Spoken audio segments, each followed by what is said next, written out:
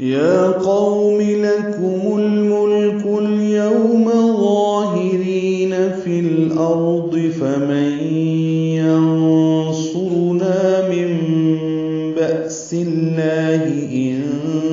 جاءنا یا قوم، یا پر کھڑا زبر دو حرکات لمبا کریں گے، قاف پر پڑھیں گے، قو بولین ہے، یا قومی،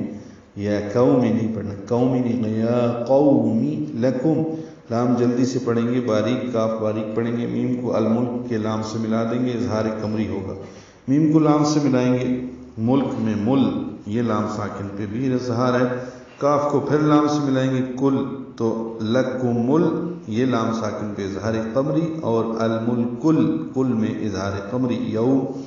جیسے قو بولین تھا، یہ یو بولین ہے، لکم الملک اليوم ظاہرین، وا پر پڑھیں گے، دو حرکات لمبا کریں گے، ہاتھ سے حلق سے نکالیں گے، ظاہرین، را باریک ہے، ری یا مدہ ہے، فی الارض میں لام ساکن پہ اظہار قمری ہے، را ضاد دونوں پر ہیں، زا کا ضعیف وقف ہوتا ہے، ملانا چاہیے، فمن ادغام ناقص غن کے ساتھ، ینصرنا نون ساکن پہ اخفا ہے، اس کے بعد صاد حروف اخفا میں سے آ رہا ہے، ینصرنا، اور صاد پر را پر دونوں پر ضمہ تعین ہیں یعنی پیشے ہیں، فمن ینصرنا، نا الف مدہ، مم نون کی جگہ میم پڑھیں گے، اس کو بدل دیا ہے، اس لیے اس کا نام ابدال یا اقلاب ہے، من بأس اللہ، من